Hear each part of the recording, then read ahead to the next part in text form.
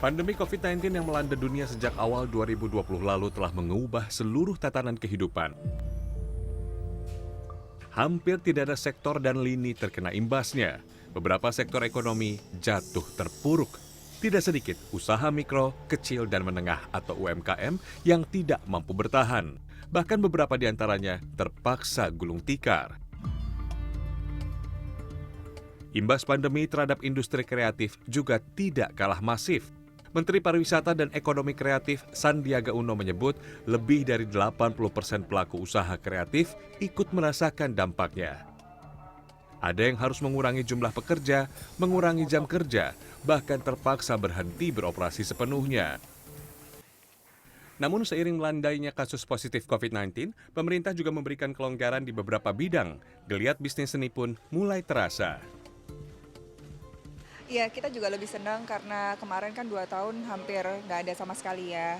Jadi sekarang kayaknya udah mulai balik, terus udah mulai banyak exhibitions lagi.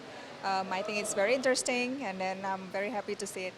Menurut saya bagus sih, soalnya kalau sewaktu pandemi itu kan kita istilahnya terbatas oleh jarak dan tempat ya, dan tidak boleh berkerumun. Jadi kalau setelah pandemi mulai kembali lagi ada galeri seni, menurut saya bagus sih untuk perkembangan seni di Indonesia gitu. Sebelumnya, seniman seperti pelukis harus memutar otak demi mengatasi dampak pandemi. Keterbatasan ruang pamer, menurunnya daya beli kolektor, dan kampanye di rumah saja sempat membuat seniman tersentak. Meski begitu, mereka tetap berkarya dan membuat inovasi. Salah satu cara adalah dengan membuat karya yang dapat langsung dinikmati masyarakat. Misalnya, masker lukis dan beragam merchandise seperti tumbler dan scarf. Upaya lain adalah pameran virtual dan beragam platform media sosial diberdayakan agar karya tidak teronggok begitu saja.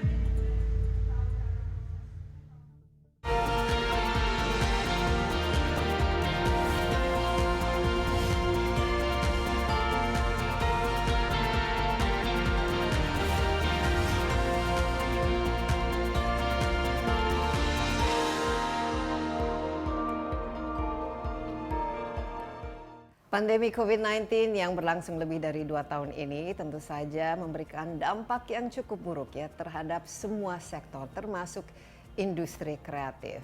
Nah, para pelaku ekonomi kreatif, para seniman juga sangat terdampak khususnya dalam penghasilan mereka dan juga mau tidak mau mereka harus tetap bertahan ya. Nah, kali ini Insight with Desi Anwar akan melihat apa-apa saja tantangan dan juga dampak yang dirasakan oleh para seni ketika kita masih dalam pandemi COVID-19 ini, dan kira-kira kiat apa saja yang perlu diterapkan supaya tetap bertahan. Saat ini saya sudah berada di sebuah workshop ya, Kaca Patri, dan di samping saya adalah seorang seniman, kita tukang kaca katanya. Pak Brian Yaputra yang sudah lebih dari 41 tahun berkecimpung dalam semua yang berkaitan dengan seni kaca, khususnya Kaca Patri. Pak Brian, apa kabar? Terima kasih. Dan terima kasih sudah mengundang kita ke workshopnya ini di Cikupa ya, kita di Tangerang saat ini. Dan ini menurut saya ini sangat-sangat menarik karena jarang kita mengangkat seni dari yang namanya Kaca Patri itu sendiri. Pak Brian, bagaimana? Selama sudah 41 tahun ya menjalankan bisnis Kaca Patri, tapi 2 tahun ini bagaimana? Kira-kira apa yang dihadapi dalam pandemi COVID-19 khusus dalam bisnis Kaca Patri ini? Ya, pandemi memang sangat dahsyat. Setiap usaha pasti kena, termasuk kami juga. Dengan akar perusahaan kami yang sudah 41 tahun. Dan item yang saya kerjakan adalah art. Seni itu tidak mengenal border dan tidak pernah mati.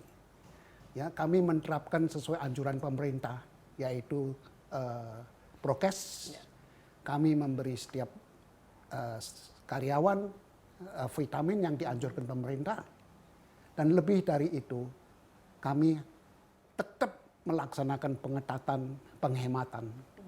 Jadi angsur-angsur order-order yang tertunda kembali lagi. Ya, tapi selama 2 tahun ini bagaimana? Order-order ini berapa persen berkurang? Dan kalau dari segi pendapatan misalnya dibanding sebelum pandemi ini berapa? banyak order yang dilaksanakan 2 sampai 3 tahun. Jadi sebelumnya kita pernah bicara seperti proyek kami di Filipina, tapi tertunda karena ini, dan kami mulai lagi. Jadi order pasti menurun, bisa sampai separuh, apalagi yang domestik. Tapi begitu pandemi yang dinyatakan oleh pemerintah sudah berkurang, itu melonjaknya luar biasa. Oh, jadi sekarang sudah Bukan mulai lagi, dahsyat.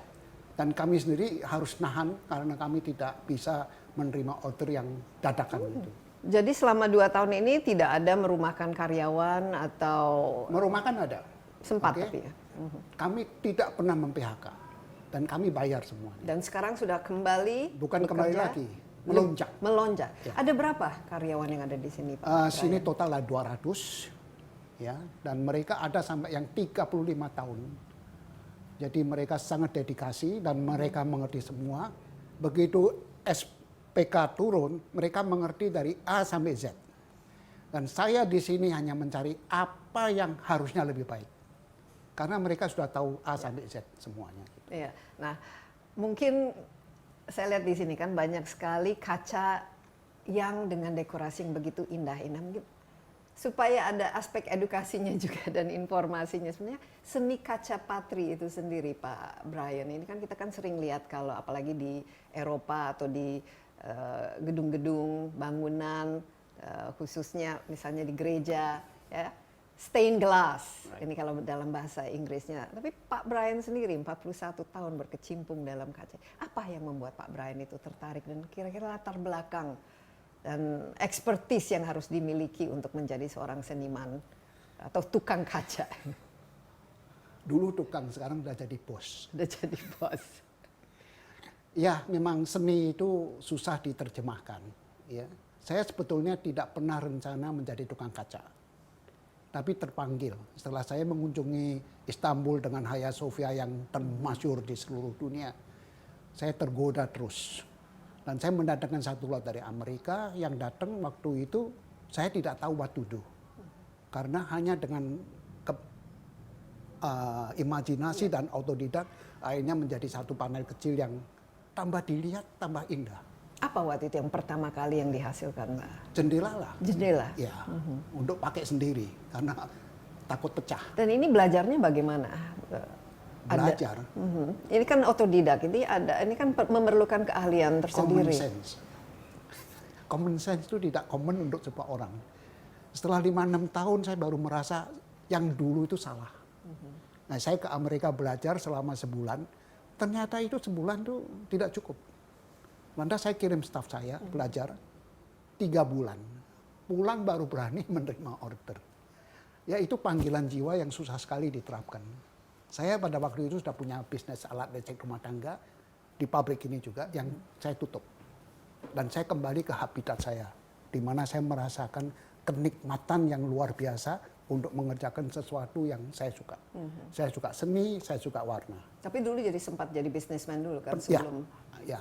Dan ketika menjadi, ini kan bisnisman tapi ada bagian artnya. Mengapa kira-kira mengkomersilkan lah sesuatu yang seperti ini? Kan apakah memang pasarnya itu cukup banyak? Mudah dan tidak mudah. Ngalir saja begitu. Ya, tapi word of mouth itu paling penting karena atensi sebesar apapun tidak akan sedahsyat kalau si A merekomendasikan ke si B. Jadi lagi-lagi seni itu luar biasa, tidak mengenal batas. Saya bisa ngerjakan banyak sekali rumah ibadah, ya, termasuk Disneyland Hong Kong, lantas Istana Bukit Kayangan di Sultan Bolkiah, dan banyak rumah ibadah di Malaysia. Jadi satu lawan satu. Untuk ekspor ya? Ya, ekspor juga. Malah ekspor dulu lebih banyak dari domestik. Ada berapa persen perbedaan antara? Well, saya tidak mencatat itu karena saya terlibat di seninya gitu. Very excited. Jadi beradalah di habitat yang kalian miliki. Kalau seorang penyanyi, alangkah senangnya kalau menyanyi. Dan ini adalah habitatnya. Habitat saya itu di kaca patri. Brian. 41 tahun, dan saya juga terus dipush oleh seorang menteri yang dulu untuk mengerjakan agar saya bisa memfokuskan untuk merias rumah ibadah. Dan saya tidak salah melokasikan saya di tempat ini. Biasanya untuk menyelesaikan suatu proyek, taruhlah untuk rumah ibadah, ya, itu berapa lama?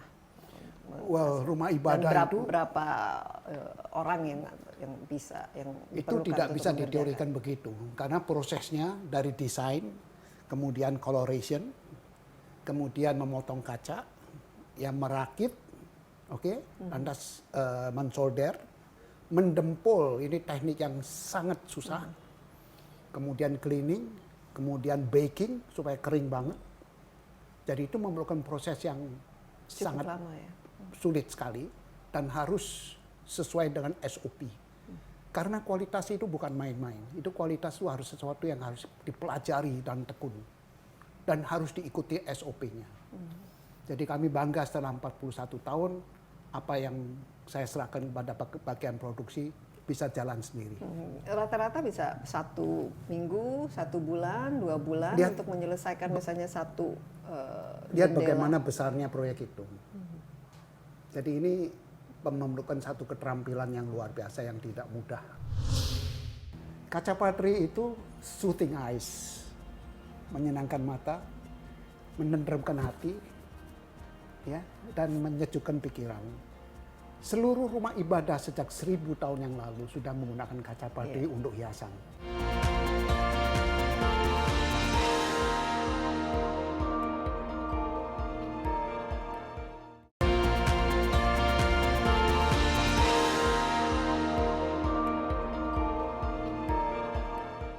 Nah, ketika dimulai ya 41 tahun yang lalu itu seperti apa industri kaca khususnya kaca patri di Indonesia, dan apakah dengan kehadiran Pak Brian sekarang sudah mulai banyak Oh ya, berkembang di Indonesia? awalnya sih tidak pernah mikirkan untuk usaha ini ya.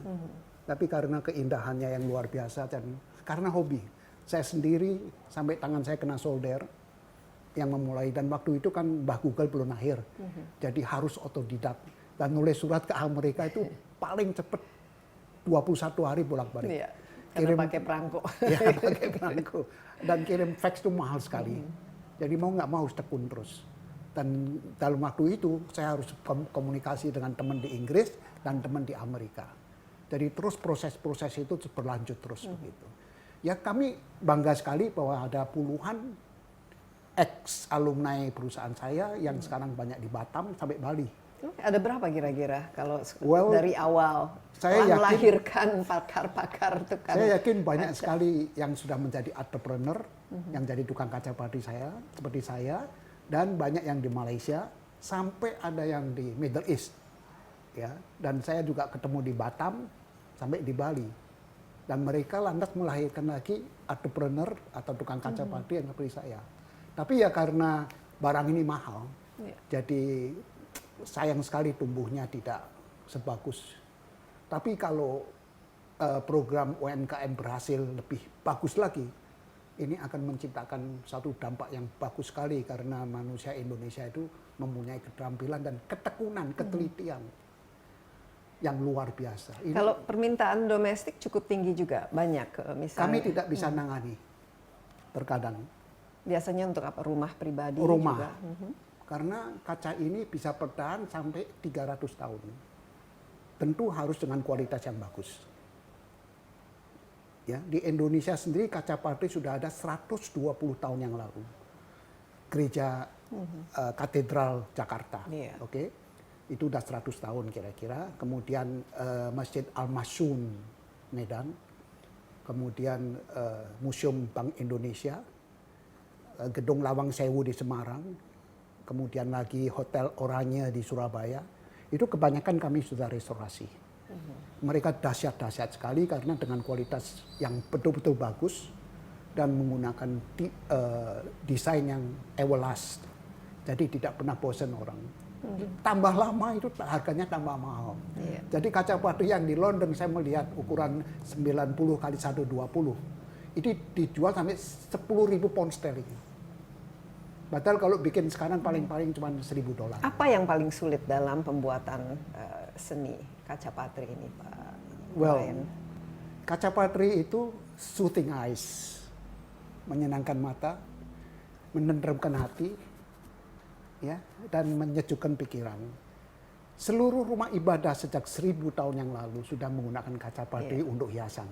Itu tidak bisa dipungkiri. Oke, ternyata menyajikan suatu suasana yang khidmat, kusuk, tenang, damai bagi umatnya. Jadi sampai sekarang hampir seluruh rumah ibadah, apa saja jenis agamanya, menggunakan kaca padi sebagai ikon. Dan kami senang sekali, bangga sekali menyatakan bahwa sejak tahun 1992 pertama kali saya menerima order gereja Santo Pascalis di Cempaka Putih, 1992 sampai hari ini. Itu yang pertama kali mendapat. Pertama kali, dan itu deg-degan tiap malam. Takut. Honest. Takut apa? Takut kurang bagus Kegedean. kualitasnya. Terlalu besar ya. Terlalu besar jumlahnya. Tapi waktu pandemi kemarin saya ke sana lihat, masih bagus. Jadi saya nyaman dengan karya saya karena saya menggunakan bahan yang betul-betul bagus. Nah, untuk pewarnanya itu biasanya apa yang digunakan sehingga bisa 300 tahun itu tidak pudar lah. Oke, kaca itu dibuat dengan panas 1200. Oke, dan itu tahan sekali terhadap segala gangguan alam. Ultraviolet semuanya tahan. Hanya satu yang tidak bisa tahan, hanya polusi udara. Ya. Oke, maka itu yang di Jakarta kan Jakarta, polusinya kan. iya, ya, yang dulu itu tidak begitu berdampak, tapi sekarang kami lapisi dengan kaca polos yang memang kurang bagus, tapi kalau dilihat dari dalam itu nggak kelihatan, karena kaca polos is stainless glass. Dan kaca ini ada stained glass atau kaca yang sengaja di stain, dicacati untuk menimbulkan satu dancing light yang dahsyat. Itu magic. Iya. Dan apalagi kalau sinar matahari masuk. Betul, itu magic. Maka itu menenangkan pikiran, ya, menyejukkan mata dan mendamaikan hati. Kalau di rata-rata per bulan bisa dapat order itu bagaimana hitungnya, dari jumlah atau dari berapa pieces atau berapa potong yang diproduksi atau bagaimana mengukurnya, Pak Brian? Kau merasa wah ini sudah sulit 1 ini meter ditangani. itu kira-kira harus dikerjakan oleh 5 orang. 1 meter persegi. 1 meter persegi harus dikerjakan oleh 5 orang dalam waktu 4-5 hari. Jadi tergantung dari bagaimana ahlinya orang itu. Ya, seperti Dan kesulitan desainnya juga mungkin. pasti. Lebih rumit, lebih kecil-kecil, lebih intricated itu lebih makan hati. Tapi kesemuaan ini harus mempunyai sense of art. Untuk menerapkan warna itu harus serasi. Banyak warna yang terjadi bentrokan. Nah, ini jangan sampai terjadi. Ini memerlukan satu kemudian lagi harus sesuai dengan bakat yang ada gitu. Jangan melawan itu. Tapi kalau dari segi cost bagaimana? 1 meter bisa dikerjakan 5 orang. Bayangkan kalau kita mendesain atau membuat jendela yang begitu besar untuk satu rumah ibadah, itu kan bisa berbulan-bulan mungkin ya. Dari segi cost, kalau saya boleh tahu ya, per meter dan misalnya dengan desain yang tidak terlalu rumit lah, itu berapa biasanya? Ya, 1 meter bisa sampai 4 juta, bisa 5 juta, Harganya? bisa sampai 100 juta. Karena kaca itu macam-macam. Saya Kaca memakai yang digunakan apa? Saya memakai America Glass. Oke. Apa itu? American Glass, ya, yang sudah dibikin sejak 1904. Ya, dan pabrik kaca yang baik itu di dunia tidak lebih dari 10. Ya, kalau yang Jerman saya nggak kuat karena 1 meter persegi kaca itu bisa sampai 150 Juta euro. 150 euro 1 meter. Itu Lambert yang tidak mungkin orang anu. Jadi kami banyak memakai Wisma Glass yang semeter kira-kira 60 sampai 100 US dollar. Jadi kualitas bahannya juga sangat menentukan harganya. Oh iya. Ya. Seni itu tidak perlu latar belakang. Latar belakang hanya memperkuat fondasi. Yang Oke? penting pandai menggambar. Pantai bakat, Bakat. ya, seperti suara. Kalau udah bagus, itu dilatih dikit mereka cepat.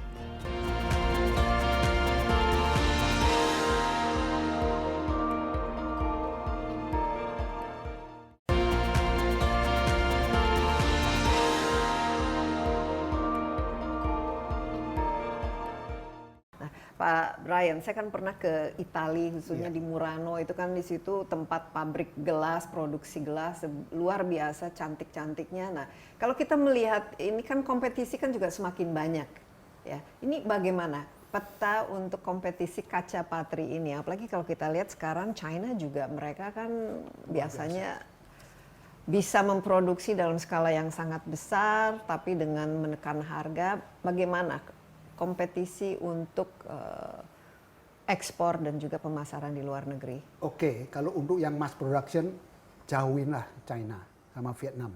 Sekarang menyusul Kamboja. Oh, mereka juga sudah mulai memasarkan. Bukan mulai lagi. Seperti apa saja mereka produksinya? Mereka memproduksi yang volumenya besar. Saya lebih ke butik. Butik ya? Ya. Atas pesanan? Iya, dan yang tidak jumlah gede. Ya, volumenya kecil-kecil, intricate. Saya lebih senang karena mereka tidak menang dengan. Dan keahlian kami selama 41 tahun itu sudah menjadi satu benchmark. Jadi branding ini sudah sangat ya, akar kami sudah kuat. Dan maaf, kami tidak pernah cari order. Sombong, tapi itu kenyataan. Tapi pemasaran yang dilakukan selain word of mouth, ya memang 41 tahun lumayan ya untuk membangun sebuah brand. Tapi selama ini untuk memasarkan, apalagi di saat-saat pandemi ini, bagaimana caranya Pak Brian? Apa yang tantangan yang paling berat dirasakan? Sombong lagi saya mengutarakan, saya tidak pernah masarkan. Tidak pernah memasarkan? Sombong sekali omongan itu, tapi itu kenyataan. Dan mereka datang, kami tanganin dengan baik. Dan kami juga tidak semuanya menerima order yang bagi kami out of box ya. Kami harus jadi pilih-pilih order sekarang. Ya, yang mana yang kira-kira apa? Tapi kami mengutamakan rumah ibadah. Karena lagi-lagi Kaca Patri menyajikan suasana nyaman, kusuk, damai, dan tentram bagi umatnya. Itu tidak bisa dibantah. Nah, antara dari awalnya dari tukang, karena ini kan banyak sekali keterampilan manual yang harus dimiliki, tapi menjadi istilahnya seniman. Ini kan berarti ada loncatan ataupun keterampilan dan talenta yang berbeda ya. Karyawan Pak Brian ini rata-rata dipilih dari SDM yang memang memiliki karya seni atau lebih ke saya sendiri nggak tahu aspek tukang itu yang pokoknya bisa melas atau bisa memasang kaca. Dan saya sendiri sebetulnya tidak tahu kalau saya itu bisa terjerumus atau bisa jatuh ke tempat yang tinggi ini. Saya tidak ada rencana, hanya dasar hobi, mungkin talenta saya atau bakat saya. Dan waktu menerima tukang, sekarang saya menerima orang yang pandai gambar. Oke? Biasanya orang pandai gambar, saya tes. Dalam waktu 5 menit sketch, saya bisa tahu orang itu punya bakat. Jadi latar belakang apa biasanya mereka pendidikannya? Atau? Seni itu tidak perlu latar belakang. Latar belakang hanya memperkuat fondasi. Yang penting pandai menggambar. Pandai bakat. Bakat. Ya, seperti suara. Kalau udah bagus, itu dilatih dikit mereka cepat. Tapi yang baal, yang tidak punya suara bagus, seperti saya, dilatih 10 tahun juga cember. Gitu. Tapi dulu awal-awal Pak Brian, untuk memasarkan ini supaya lebih dikenal hasil karyanya, ini pasti kan ada tantangan dan ada cara-cara supaya ya order-order ini juga word of mouth ini kan akhirnya tercipta Pak Brian. Betul. Tapi pada pertamanya ya, karena ini kan sesuatu seni yang sudah terlupakan sejak ditinggal oleh para seniman Belanda pada Perang Dunia Kedua. Oke, dan itu stop karena Belanda berhenti mengimport bahan-bahan dari Eropa. Oke. Jadi tahun 50, 60, 70, 80 itu selama 30-an 5 tahun sampai 40 tahun itu seni ini lost and gone. Oke. Saya tahun 81 yang barangkali yang pertama memperkenalkan. Banyak orang yang tahu ini apa gitu.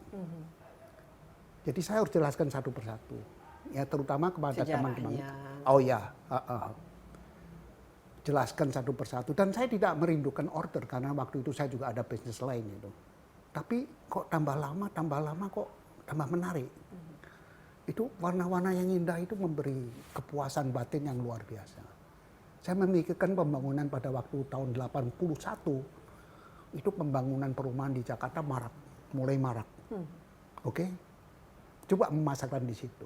Takut, karena belum punya keahlian gitu.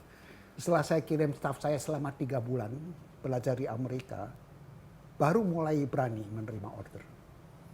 Nah, itu pelan-pelan, dari satu ke satu ke satu. Dan kebanyakan hanya arsitek yang senior, yang ngerti what is glass in load, atau LED light, atau panel kaca patri yang berani order.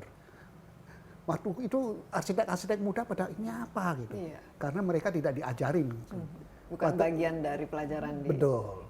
Padahal sekolah. ini Seni heritage rupa, yang ya. sudah 1000 tahun. Jadi pelan-pelan kami kewalahan juga. Jadi terus berkembang. Sekarang karyawannya 200 200 ya. orang. Kalau dulu awal-awal tahun-tahun pertama masih berapa? Karyawannya satu, saya sendiri sama supir saya. Sampai sekarang masih ada supir. Jadi luar saya. biasa, ini juga suatu karya yang menciptakan banyak tenaga kerja dan juga mentransfer ya knowledge dan keilmuan dan entrepreneurship ini jadi luar biasa ya. Biasanya kalau seniman dia kan sangat dekat dengan karyanya, tapi itulah karyanya yang menjadi identik dengan dirinya ya. Tapi ini bisa diproduksi secara massal ya, secara banyak lah, tapi tanpa menghilangkan seninya itu sendiri, keindahan itu sendiri. Kacanya itu sendiri kita tidak produksi di Indonesia, Pak Brian.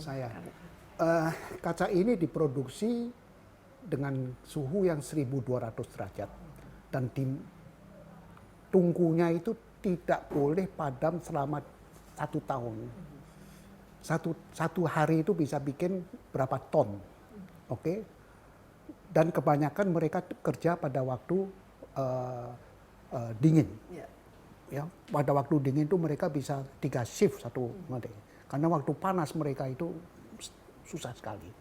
Jadi tidak cocok diproduksi di Indonesia karena demand-nya nggak banyak. Makanya kita harus import mau tidak mau. Iya. Dan cost of the glass itself is not as big as the cost of the labor. Gitu. Kita cukup kompetitif sekarang ini. Ya, yang tadi saya bilang untuk yang custom.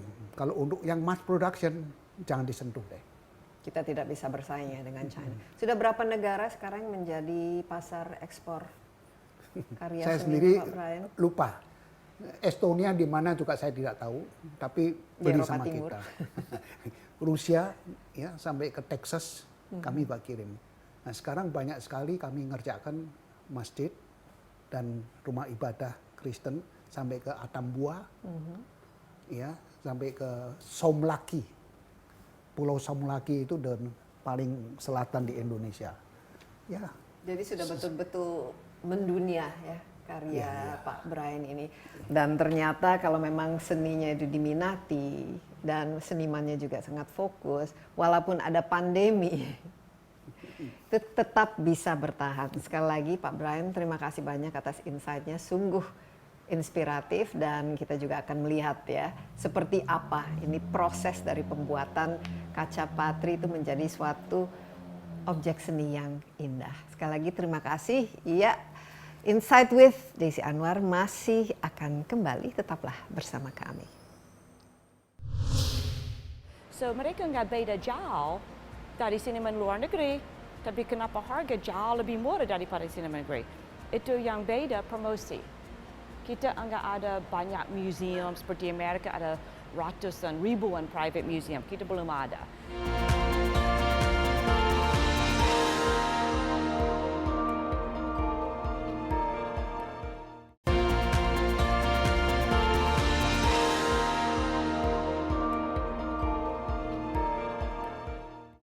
Insight with Desi Anwar, kali ini topik kita membahas mengenai bisnis seni di tengah pandemi, bagaimana dampaknya terhadap para insan karya seni. Nah, kita sudah membahas mengenai kaca patri, tapi kali ini kita akan melihat bagaimana para pemilik galeri. Nah, bagaimana strategi mereka supaya tetap bisa berkarya, supaya tetap bisa berbisnis pada saat pandemi, dan apakah saat ini ketika pandemi sudah mulai mereda, bisnis mereka jalan terus ya. Saya sudah ditemani oleh Debra Iskandar, seorang pemilik galeri, dan kita berada pada galerinya di Wisma BNI 46. Debra, apa kabar? Baik, terima kasih. Sehat selalu, Debra. Selalu. Ya, ini masih penting walaupun pandemi sudah mulai mereda, kita masih harus hati-hati ya, menjaga protokol kesehatan, dan tentu saja kita semua sudah divaksinasi, kita jaga jarak. Dan Debra, bisnis seni ya, pemilik galeri, saya lihat ini salah satu yang paling kena dampak tentu saja ketika pandemi COVID-19. Kenapa? Ya karena kita semua tidak boleh berkumpul, tidak boleh kemana-mana, harus berada di rumah. Bagaimana selama 2 tahun ini, Debra, sebagai seorang pemilik galeri, dampaknya terhadap kehidupan dan bisnis Anda secara keseluruhan? Ini agak luar biasa, terus terang. When COVID hit, waktu COVID baru mulai, saya udah di bisnis ini udah hampir 30 tahun di Indonesia. Ya, saya di eksekutif rumah lelang, and then untuk 10 tahun saya ada business art consulting, private dealing. Saya pegang projek seperti St. Regis, Lancome Hotel, Savia Vasa. So saya ada 2 bidang, ada proyek sama gallery. Selama 10 tahun saya udah identify beberapa seniman yang saya senang banget, yang bisa relate, yang karya speaks to me. Itu for organically itu mulai dengan seniman perempuan. Saya mulai dengan Senta Tantra, and then kita identify Ines Katamso, Ella Witt. So selama 10 tahun ada beberapa seniman perempuan yang saya udah mulai kerja. So Maret 2020 saya bilang saya mau buka galeri. Saya ada space-nya di Wijaya Timur. Kenapa tidak, right? Tengok 3 Maret kita buka galeri with a women's show. 3 Maret 22. 3 Maret 2020. 20. Jadi 2 minggu sebelum COVID. 2 minggu sebelum COVID buka galeri. Buka galeri. Okay. Buka galeri baru dengan seniman perempuan. And so kita buka COVID, buka galeri, kita ada 2 minggu orang datang, but udah mulai pelan-pelan, 17 Maret tutup. Yeah. Saya bilang gimana, baru buka galeri tutup lagi, right? And saya udah ada staffnya untuk galeri juga, ada exhibition coordinator. So saya bilang dan gimana? Ada space yang harus dibayar kan, harus dibayar, ada rentalnya. overhead. And dengan bidang seniman, ini nggak gampang, orang harus melihat, right? So, 3 bulan kita agak diam, bagaimana. But fortunately ada art fair, art moments online, bilang okay kita langsung online. So kita ikut aja, kita ambil inventory, ikut art moments, laku. Orang melihat dengan PDF, mungkin dulu orang sibuk banget, nggak ada waktu pikir mengenai seniman, beli seniman, mereka jalan ke luar negeri. So waktu COVID mereka mungkin ada waktu dan waktu untuk browsing. Dan Browsing semuanya lewat online, lewat Zoom. online. And di dalam rumah terus ada kesempatan banyak orang teman saya renovasi rumah sedikit, ganti-ganti. So art moments laku. Then saya bilang, okay, bagaimana? Kita mulai coba online lagi. So kita ada curator, a young curator. Dia suka performance art sama photography. Photography gampang dijual online because itu image. So kita kerja sama FX Harsono, Wimo, Jimbo, laku juga. Saya sendiri okay. Bukan untung banyak tapi nggak mati. Itu yang penting dengan COVID kita Tapi mau. sementara itu galerinya terpaksa tutup ya, galeri. Galeri fisik tutup. Jadi galerinya pindah ke platform Ke online. platform. So saya ada Zoom call dengan tim saya setiap hari, kita bisa apa. And so kita laku juga. And then ada lucu, ada my gallery manager, dia datang ke saya bulan Agustus 22. Dia baru pulang dari Australia, nggak ada kerja. Dia bilang, Ibu,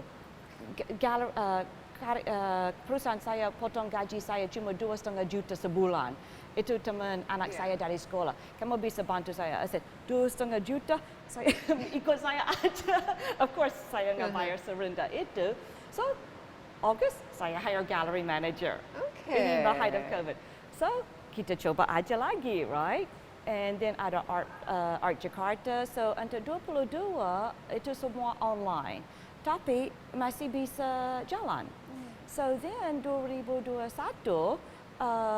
yang punya Wisma 46 hubungi saya. Kita ada space-nya kosong. Kamu udah tahu banyak space kosong di office buildings di Jakarta. Kita bisa kerjasama. And I came and I saw this space. Wow, ini luar biasa. Bagaimana bisa dapat space-nya ground floor, natural lighting, high ceiling. So, boleh juga. Jadi ini bisnis yang sebenarnya itu tidak kenal mau ada COVID atau tidak ada COVID karena bisa dilakukan dan diterapkan di mana saja. Jadi selama COVID itu sendiri, Ya, Deb, kira-kira berapa jumlah lukisan atau karya seni yang sempat laku lah atau paling mungkin sebulan 3, 4. I mean cukup untuk makan. And so, dan rata-rata satu karya seni kan tidak murah kan ini. ya, tidak murah, tidak begitu mahal tapi tidak begitu murah juga ya. Dan ini rata-rata orang Indonesia atau orang asing dan apakah mereka dari seluruh Indonesia atau Saya rata-rata lebih banyak apa profilnya? semua seniman Indonesia. Seniman Indonesia, or saya juga ada beberapa diaspora artist yang saya kerjasama seperti Sinta Tantra. Sinta Tantra agak terkenal, dia orang Bali yang tinggal di London. Dia sudah ada praktis di London dan saya udah 7 tahun udah represent dia untuk Southeast Asia. Saya tertarik mengenai bisnis ini kan sebenarnya kan bisnis ya, Yes. apalagi sekarang karya seni itu merupakan salah satu alternatif untuk investasi dan Ya. macam-macam bentuknya. Tapi dalam satu aspek ini merupakan sesuatu yang berkaitan dengan keindahan. Ada harus passionate ya Ya. mengenai work of art itu sendiri. Debra, mengapa masuk ke bisnis seni ini, apalagi sekarang memiliki galeri, dan apa kira-kira yang membedakannya dengan bisnis-bisnis lain? Anda sendiri pasti tentu pecinta seni, karya seni kan? Ya. Seniman juga? Ya, seniman juga. Untuk saya sendiri, it's a passion, right? And I think dengan umur saya, dengan pengalaman saya, untuk saya sekarang di hidup saya mau ajarin tim saya untuk the work of art, how to work in art, as a gallery manager, as an exhibition coordinator, But logistics. your background was in art? No, as well? saya hukum. Oh, I'm a lawyer. atau jadi bukan, you didn't do art at university, history. No. You were a lawyer. I was a lawyer. Okay, so Yeah. Everybody thinks you have to study art, right? Art can be learned, but it has to be a passion, right? Selama career saya ke setiap pameran, the good, the bad, the ugly. Saya ikut semua. Rumah lelang saya ikut, pameran saya ikut. So I understand the business of art. Tapi terus terang saya mulai as a collector. Saya beli lukisan pertama waktu saya umur 26 tahun. 26 tahun jadi Ya. kolektor. Kolektor. Tujuan untuk jadi kolektor apakah dengan ada tujuan investasi Saya atau belum hanya pikir mengenai investasi. Saya suka aja. Kamu sudah pernah ke rumah Yeah. saya, itu gila. But saya senang banget sama lukisan. And setiap kali itu ganti terus. And I think during COVID, a lot of good art was produced. I see the seniman mungkin ada waktu untuk introspeksi sendiri, bisa maju. Kita udah hampir 5 tahun kerja dengan Ines Katamso, di seniman di belakang saya. Kalau kamu melihat karya dia dari pertama tanggal 2017 saya baru mulai kerja sama dia. Sampai sekarang dia udah maju terus. So untuk saya sekarang itu untuk promosi seniman muda dan lebih fokus perempuan. Not eksklusif tapi lebih fokus. seperti yang ini di belakang ini Ines Katamsi. Ya, Ines, Ibu Edi Pires, not Edi Pires, Erna Pires, Erna Pires. the wife of Edi Pires. And juga untuk bantu promosi seniman Indonesia di luar. Because kita udah melihat during pandemic, even sebelum pandemic, banyak kolektor-kolektor Indonesia mau beli lukisan orang di luar, like American atau British. Menurut saya untuk investasi yang paling murah sekarang is Southeast Asian art. Ini banyak seniman udah belajar di luar negeri. Ines, Tara, Sinta, Melissa, Ella, mereka semua sekolah di luar negeri, di University of Chicago. So mereka nggak beda jauh dari seniman luar negeri, tapi kenapa harga jauh lebih murah daripada seniman negeri? Itu yang beda promosi. Kita nggak ada banyak museum seperti Amerika, ada ratusan, ribuan private museum. Kita belum ada. But the harga jauh lebih murah juga. So there's arbitrage, if you ask me. So bagaimana kita bisa bawa seniman di luar negeri juga promosi ke collector di Singapura dan bisa online. Jadi promosi sangat penting ya. Ini bagian dari marketing dan juga supaya lebih banyak yang orang melihat ya exposure dari artis itu, seniman itu sendiri. Tapi ini kan karya seni kalau yang sukses kan harganya bisa luar biasa ya.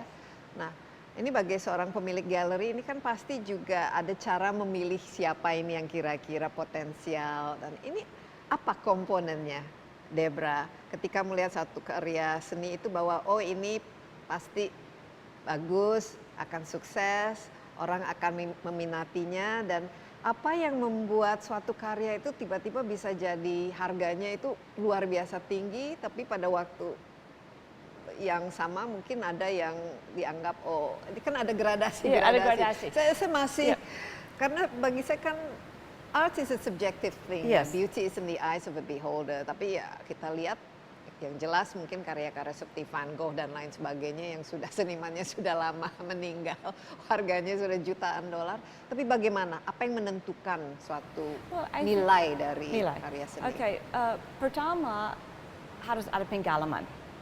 Nothing beats Pengalaman. pengalaman. Kamu harus pikir, saya udah di bidang seniman hampir 35 tahun, dari collector sampai bidang bisnis. All I do every day is look at art. Itu aja, saya baca, saya melihat. So itu mata. Not everybody has an eye, and the eye is key, right? And it has to be trained. Okay. Kalau kita beli dari gallery, there's a baseline there. As a gallerist, Ada standar ada kualitas standarnya, yang sudah standar dijamin. kualitasnya sudah jaminan. Because kita selalu mau cari seniman yang unik, ada dengan eksekusi sama cerita. Okay, so you have to have both sides. Kadang the cerita bagus about the art, but the execution agak kurang. Kadang-kadang execution bagus, tapi cerita enggak significant, right? So kita harus melihat not just the cerita, tapi the execution. Banyak kolektor suka, saya suka cerita seniman ini. Ya cerita bagus, tapi kalau saya melihat art sendiri, jangan kasih cerita, kurang. You know, atau repetitive, atau derivative, right? Tidak orisinil. So, tidak original. How do you know original? Kamu cuma bisa tahu original kalau kamu sudah melihat banyak. Untuk kamu sendiri maybe original as a collector. Oh, saya melihat ini, saya suka. But if you show it to me, I'm like, nah. You know, Karena sudah memahaminya dari segi konteks apa yang ada selama ini.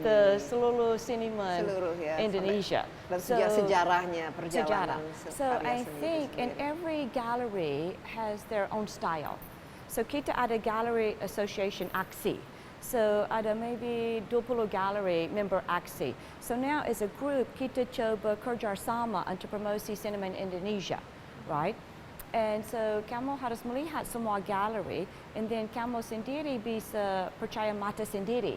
Saya suka ini, saya Dan ini di sini kuncinya adalah ya orang-orang seperti Debra ini yang memiliki mata yang bisa mengatakan bahwa ini sangat bagus, ini kurang bagus, ini original, ini mungkin bisa menjadi populer gitu. Absolutely, art can be a very good alternative investment. Kamu ambil mungkin dari portfolio kamu 10%. Upamanya dengan art. So art, you get the return not just from investment, from financial, but from social, from pendidikan, education, and sharing. So everybody needs paintings.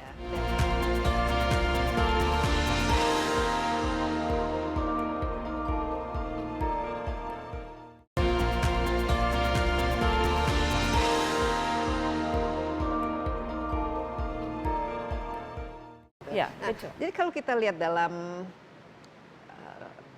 bisnis karya seni itu, peran dari orang seperti Debra, pemilik galeri atau kalau museum kuratornya, dan kesuksesan bagi seorang seniman yang memang mendedikasikan seluruh kehidupan jiwanya itu menjadi seniman itu bagaimana?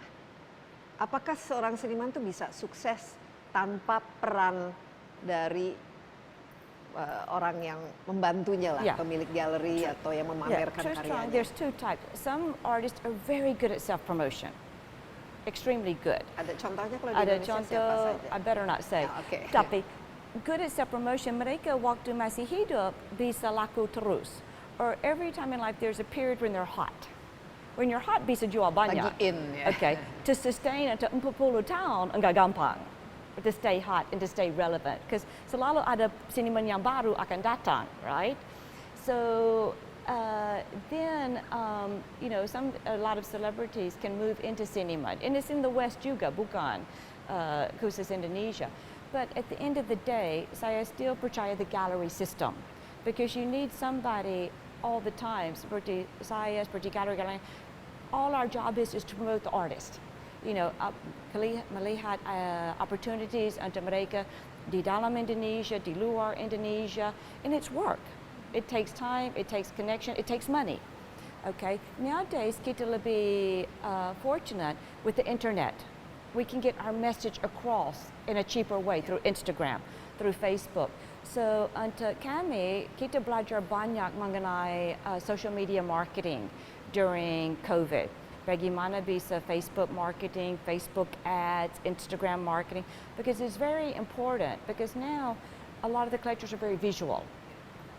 Mereka cari kita, bukan banyak, but on occasion orang hubungi saya out of the blue.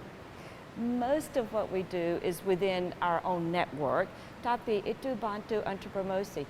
When we opened our first show here, so saya balik lagi, kita buka galeri ini Maret 2021. Waktu itu kita melihat Indonesia udah bisa mulai buka, right? So kita ada pameran 3 generasi seniman perempuan. So dari Rita Wadagda sampai Arab Mani, Ines sampai seniman muda sekali. Itu laku bagus, laku sekali. And juga we were trending on TikTok. Can you imagine?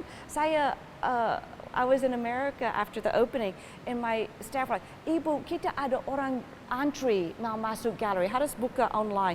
Waktu kita mau tutup the show, the last day, kita ada 50 orang antri di luar mau melihat seniman. Saya heran juga, right? But Ini kenapa Debra? Karena Debra sudah cukup lama dalam bisnis ini di Indonesia.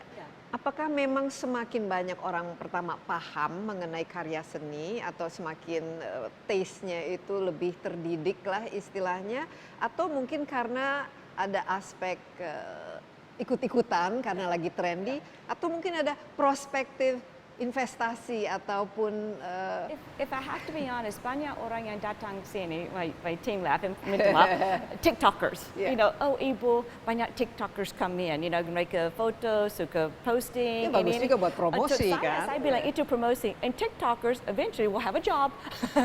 If they udah suka seniman waktu masih di sekolah, nanti mereka menjadi lawyer, doctor. So kita investasi Atau di pemilik dalam galeri. mereka, pemilik galeri. So untuk saya semua welcome, because art, we need art as part of our life, right? Kita ada business, ada olahraga, tapi kita perlu aspek dengan seniman. Mungkin untuk saya seniman lukisan, mungkin untuk orang lain seniman musik. Tapi art is an aspek kami perlu di dalam hidup. Presiden Soekarno udah tahu itu. Oh, Presiden iya. Soekarno kolektor luar biasa. Luar biasa dia sebagai kolektor You know, dan cintanya, ya. 70 tahun yang lalu. So Indonesia ada sejarah seperti itu. And now kita melihat juga ada Macan Museum, ada di Solo, ada Tumurun Museum. Itu buka right before the pandemic. Ada museum di Solo luar biasa namanya Tumurun Museum. Even the National Gallery, kemarin saya di National Gallery di koleksi lama. Now the National Gallery, the lighting bagus, the color, the warna-warni dinding bagus. Even di dalam the government udah mulai take care. Iya, dan apalagi sekarang dengan digital ada yang namanya NFT ya. Yes. Ini waktu hampir habis, tapi saya ingin pandangan Debra mengenai fenomena NFT ini, apakah ini sesuatu yang Debra sendiri mungkin nanti akan terjun ke dalam ini bisnis NFT atau punya NFT pemikiran? is a whole different world. Okay, NFT is the situation where the seniman bisa langsung ke pasar.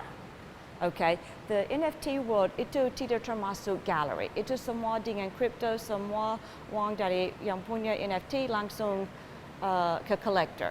So itu terus terang, it cuts out the gallery system.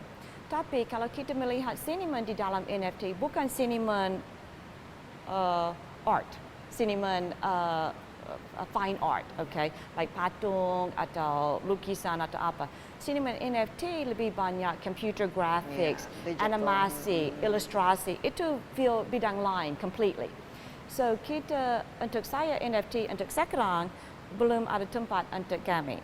But kita udah diskusi dengan there's now companies like illustrators atau apa, bagaimana kita bisa ambil physical art dari seniman kami dan bantu mereka konversi ke NFT.